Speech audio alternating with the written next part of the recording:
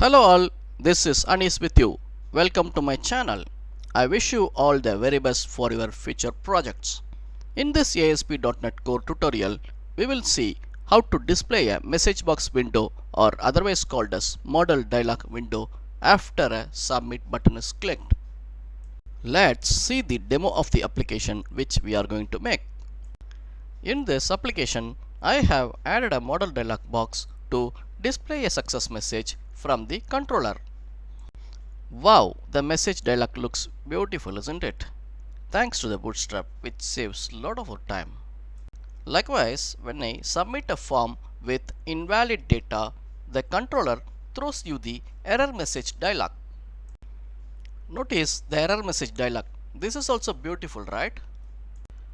And I have also added the modal validations to display the validation error messages from the server. Let's correct the data and submit the form again. This time we get the success message. Then another important feature also added to this tutorial. Many of you had asked in the comment section that how to return the request to the correct page after the completion of the edit. See here, I am going to edit a record from the 4th page. After editing, I should be forwarded to the 4th page. Let's edit and click the save button. Notice we are redirected to the 4th page. I can hear many saying, "Wow, made it. Was waiting for this." Thanks for your support, guys. Actually, I have many things to say. Likewise, when we delete a record from any page, we are forwarded to the same page after the deletion. And also notice when we click the back button, that also forwards the request to the selected page. Enough of the demo. Let's jump into the coding version. In the last video, I was not able to show you the codes of adding the icons because the video size was over 45 minutes and it is very difficult to make big videos due to the time constraint. So I thought of adding the tail end of the last video to this. Open the topbar.cshtml and below the search text box code, add a span element. And then add the class attribute and assign the class equals to m1 dash followed by btn dash group and btn dash danger. This btn dash danger is to bring the red color to the span. After that, add a inline style attribute and set it to border dash radius equals to 10px. We add this border radius to bring the rounded edges. After that, add the I tag. I tag is to display the icons. Then add a class attribute and set it to pl-2. pl stands for pad left, followed by fa and fa-search. This is the code to display the font awesome search icon. Then add the area dash hidden equals to true. And then for the submit button below the icon tag, modify the class attribute to btn followed by btn-sm and font-weight-bold. Then change the text color to white by adding the text-white bootstrap class. Then delete the inline style attribute from the search submit button. Then after, open the index.cshtml from the unit subfolder under the views folder and then add this div boxed in green. This is to keep the create button above the top bar as shown in the attached image. Let's run the application and check the output on browser. Notice the search bar is having the search icon now, and also you can see the index label and create new button label are aligned in the same row and it looks very good. And then I wanted to add the icons for the buttons edit followed by view and then followed by delete. First add a span element and then add the class attribute and set the class attribute to btn followed by btn-sm and btn-outline-primary. Inside the span element, add an icon tag with class attribute and set the class attribute to FA followed by a FA-edit. This FA-edit is added to display the font awesome edit icon. And then copy the edit span element along with the icon tag. After that, paste the copied text to the details anchor tag. Then change the text FA-edit to FA-I. FA-I is a code to display the font awesome view icon. And then copy the view button span element along with the font awesome icon. Then paste the copied code to the delete button anchor tag and then change FA-I to FA-trash. FA-trash is to display the font awesome trash icon, I mean the delete icon. Let's run and see the output on browser. Wow, all functions are working fine and everything is displayed properly, and the sorting and paging code also working fine. Now let's do the modal dialog. I have loaded our inventory application. Let's click the units menu and load the unit listing page. At present, our application does not show any messages after completing the controller action like edit, create or delete. It would be so nice if the user is shown a message dialog after each action. It will be a nice user experience. So let's do it. Open the layouts.cs HTML and scroll to the main section, and above the render body, add the HTML to create the modal dialog. Since this dialog is added to the layouts.cs HTML, all the views from the views folder will have the access to this modal. Let's add a HTML comment as notes. For the future developers who wants to read the script, write success dialog start inside the comment block. Then add one more comment block and inside that write success dialog end. Between these comment blocks, add our modal dialog code. Add a div with ID as myModalSuccess. This ID is very important because we use this ID to display this modal. Then add the CSS class modal space fade space text dash width equals to 30% and role equals to modal. This is important, otherwise the div will not be shown as modal. Inside this div, add another div with CSS class equals to modal-dialog and then close the div.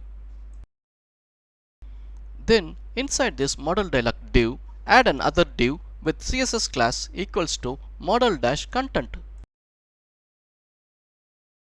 Inside the modal content div, add another div with class equals to modal-header.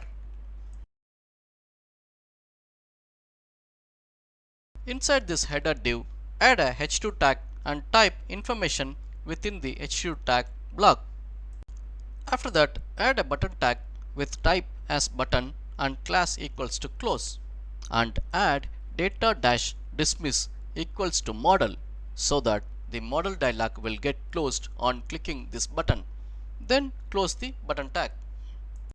Within the button tag, type &times. This will add the cross icon to the button.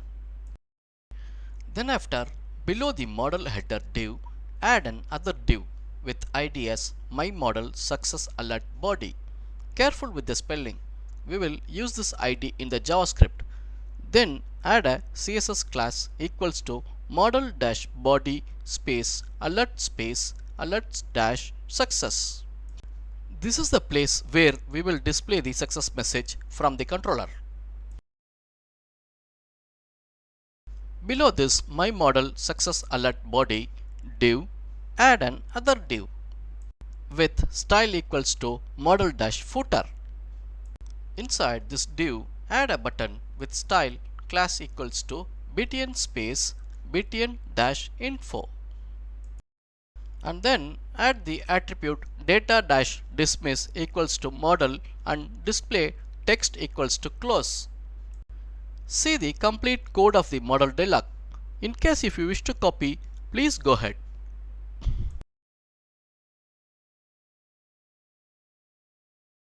Now open the unitcontroller.cs and locate the HTTP post edit action method.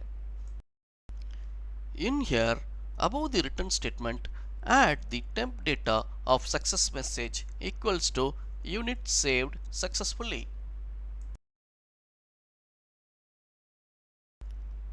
Then after, expand the views folder and expand the subfolder unit inside it. After that, open the index.cshtml from the unit folder. Scroll down to the bottom of the index.cshtml and add script section. Inside this script section, add a HTML script block which will contain our JavaScript to show the modal dialog. And then inside this HTML script block, add a JavaScript function named OpenSuccessModal with the input parameter named strMessage.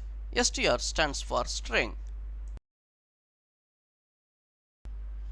Then declare a variable named myDiv of type var and assign this myDiv variable to get the div named myModalSuccessAlertBody by calling the document.getElementById.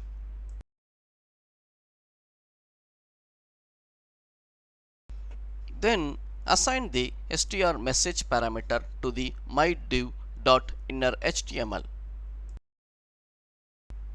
After that, call the modal method of the jQuery to show the modal dialog named myModalSuccess with the parameter show so that the modal get displayed at the screen. Now we have completed creating the modal dialog and we are also passing the message from the controller. Then we also wrote a function to display the dialog. But how it will be displayed? Let's add the jQuery's document.ready function. The beauty of this function is it will be called after the document is ready to load.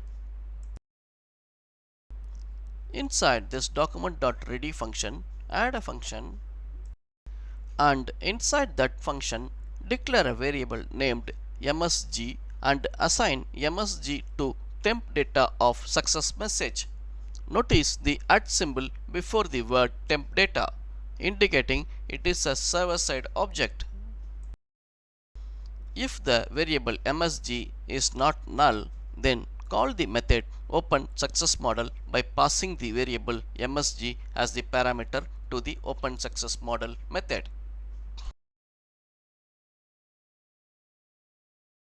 Now we have crossed off the way.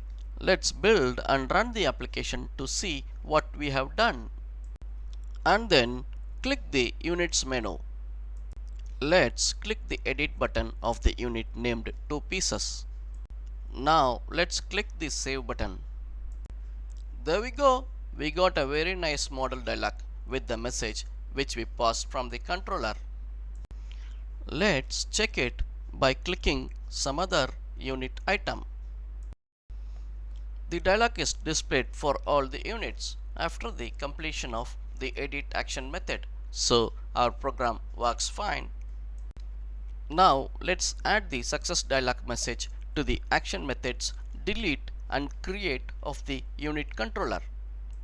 So open unitController.cs and locate the edit action method and copy the line with the success message.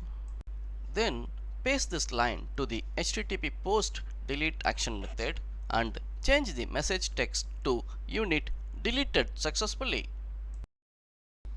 Then after, paste the same line to the HTTP post create action method and change the message text to unit created successfully.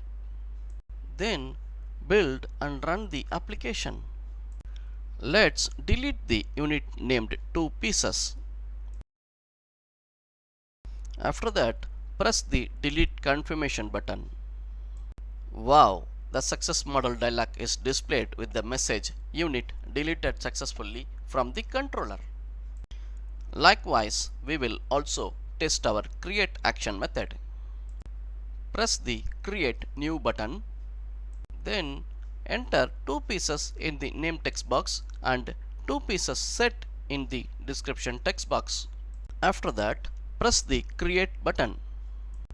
Notice that the message from the controller is displayed in a modal dialog window. Hello all, sometimes I forgot to tell you, making YouTube video takes lot of time and efforts. Quality videos needs to be supported, so please like and share the videos. Definitely, I would appreciate if you subscribe to this channel. All your comments helps me to correct my mistakes and motivates me to make more videos. So please comment and continue watching. Thanks a lot. At the moment in our application, after editing a unit from any page, the index action method always returns to the first page.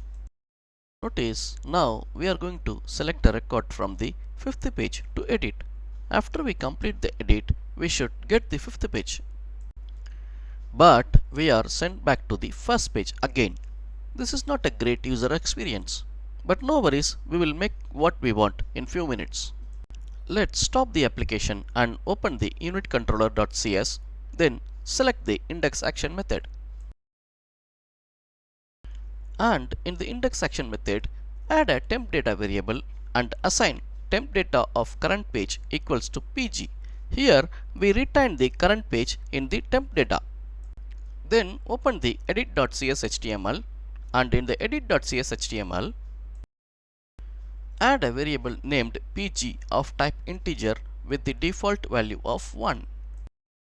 Then add a if condition to check is the temp data of current page is not null. If it is not null, then we read the temp data variable current page and assign it to the pg variable. After that, we reassign the variable to the temp data of current page so that it will be available for our HTTP post edit action method. Then open the unitController.cs and select the HTTP post edit action method. In the HTTP post action method, declare a variable named current page of type integer with a default value of 1. And then add a if condition to check is the temp data of current page is not null. If it is not null, then read the temp data variable current page and assign it to the local variable current page. Following is an important line, and first time we are using this type of action. In the redirect to action method, we are going to send parameters. Let's see how to do this. In the redirect to action method, after the method name, put a comma and add a new keyword with a curly braces. Inside this curly braces, pass the current page variable to the pg parameter of the index action method. After that, let's run the application and click the third page. Now we are going to select a record from the third page to edit. Select the unit named cans and press edit icon. Then click the save button. We got the message unit cans saved successfully. Behind the message box, notice the third page selection is still retained in the paging bar. Let's click the close button. So the program is working fine. Let's double check. Click the fifth page to select a record from it. Then click edit and press the save button. Now also the page selection is retained to the fifth page. And then in the edit action method, I want to collect the system error messages if any and pass those messages also to the user.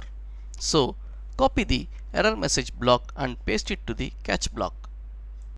Then add a variable named ex of type exception and set the error message equals to ex.message. After that, copy the temp data block from the edit action method and paste it to the delete action method. And then delete the old return statement of the delete action method and move the temp data of success message line to the bottom of the delete action method. Now copy the code from the exception block of the edit action method and paste it to the exception block of the delete action method. Then add a variable named ex of type exception to the catch parenthesis. After that, open the edit.cshtml and copy the temp data setting block. And then paste the temp data setting block to the delete.cshtml. Then from the edit.cshtml, copy the script section which calls the partial view underscore validation script partial. Then paste the copied script section block to the delete.cshtml and build the application. And now run the application and click the fourth page and select the unit named kg to delete and press the delete button. Notice we get the alert message unit deleted successfully, and behind the modal dialog we can notice that the paging bar retained the selected page. Press close to close the success dialog box. This time we will select a unit from the fifth page and press the delete method. Now yes, the delete action is properly forwarding the control to the selected page. And then let's check the create action. Click create button and enter mtr in the name text box and meter in the description text box. Then press the create button. Notice we get the success dialog box, but the control is forwarded to the first page. That's right, for create action normally in all application the control gets forwarded to the first page only. So let's keep that way. Let's write a proper server validation for checking is the unit name is unique. So open the unit repository.cs and scroll down. Write two functions. First one for the create method of the unit controller. Here we check is there a unit exists with the same name already in the unit table of the database. This we do by getting the count of records matched with past unit name. If the unit name does not exist, we will get 0 for the count and we return false to the caller method. Otherwise, we pass true to the caller method. Then copy the method isUnitNameExist and paste it below. This second function is for edit action method of the unit controller. Here we check is there a unit name present already in the unit table of the database with a different ID. So we ignore this record in the database table and checking any other record has this unit name. If we find any other record with the same unit name, then we return true. Otherwise we return false to the caller method. So simple, isn't it? And then we need to add these method signatures or declarations, whatever you call, to the unit interface named iunit.cs. So copy and paste the function declaration line of both the methods and paste it to the iunit.cs. And then open the unit controller.cs and add a if condition block in the create action method to check is the unit name exists already. We will change the code slightly to look easy. So add a boolean variable named bold red. Bring the variable error message out of the try block. Then add a condition to check is the unit.description length is less than 4 characters. If so, then assign the error message to unit description must be at least 4 characters. Then select the next 3 lines and cut it. After that, add a if condition in the bottom of the method to check is the bold red value is false and paste these lines inside this if block. Then add a else condition and call the redirect to action from the else block. Next, add a if condition block to check is the unit name exists already. If so, assign the error to the error message.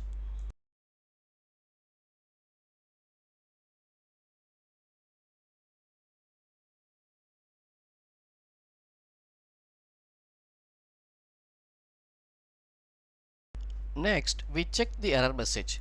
If it is empty string, we try to save the unit. If it is saved successfully, then we change the bold red variable to true. We also have a catch block to catch any system exception. So add that message also to the error message. Finally, we check bold rate variable. If it is true, then we assign the success message to the temp data and we redirect the control to the index action. Likewise, if the bold rate is false, then we pass the create view with the errors. Let's run and check the flow. Click the create button and enter bottles in the name and description text box and then press create. We get the error message that unit name already exists. And the error message is displayed in the validation summary span also. This is called the validation summary span. This comes because we have added the error message to the modal state. Let's change to cans and press the create button. Now the cans get saved and we got the success message. Let's do the same for the edit action method. Now we need to do the same for the edit action method of the unit controller.cs. So open the unit controller.cs, locate the edit action method. In here add a boolean variable named bold rate and assign it to the false as the default value. Then bring the variable error message out of the try block. After that add a condition to check is the unit.description length is less than 4 characters. If it is less than 4 characters, then assign the variable error message to unit description must be at least 4 characters. Notice we are not throwing the error immediately. Then delete the lines below the error message from the if block as shown. In fact, we don't need the curly brackets anymore because it is only one line. So I have deleted the curly braces from the if condition block. Next, add a if condition block to check is the unit name exists already. If so, then assign the error to the error message. Notice this time we are passing the unit ID also to the method is unit name exists. Next, we check the error message. If it is empty string, we try to edit the unit. If it is updated successfully, then we add the success message to the temp data and assigning the bold rate variable to true. Notice that here also we are not returning the view immediately. We also have a catch block to catch any system exception, and we will add those exception messages also to the error message if the system exception occurs. Finally, we check the bold rate variable. If bold rate variable is false, then we pass the edit view with the errors.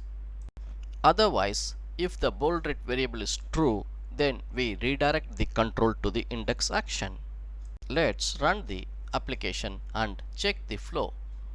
Let's edit the unit 2 pieces set and change it to the bottles in the name text box and 2p in the description text box and then press save. Notice we get the error message. Unit description must be at least 4 characters and unit name already exists. Let's change it back to 2 pieces and 2 pieces set and then press save. Yes, it is saved and we got the success message this time. Now we will see the very important method of the temp data named keep. Where the keep method is used and why the keep method is required. Let's see in detail. Open the edit.cs HTML and comment the line which is boxed in green. Now let's run and edit a unit from the third page. Notice after the edit success, we are redirected to the first page, but we are supposed to be sent back to the third page. Why this happens? Because we comment the green box lines from the edit.cs HTML. What are the other ways to do this without writing anything in the edit.cs HTML? Open the unit controller.cs and locate the HTTP get edit method and add TempData.Keep above the return statement. Now run the application and we'll do the same action which we did before. Notice now we are redirected to the third page. Let's try with fourth page. Notice we are redirected to the fourth page. So the TempData.Keep method preserve the temp data variables for the next immediate request.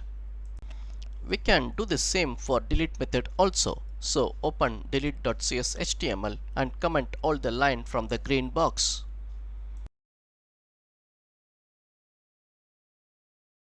After that, open the unitController.cs and locate the http get delete method and add TempData.Keep above the return statement.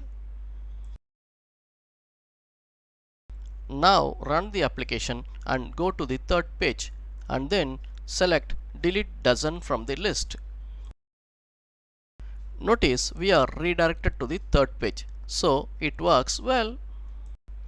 This unit module we are going to make and keep it as a template so that it will not take more than 10 minutes to make a new master module with single table. Let's add all the features needed to this module. Now in our application everything is looking good, but the back to list button in edit screen, detail screen and delete screen are not looking good. So I want to beautify it. Let's add a btn-group bootstrap class to the buttons container div.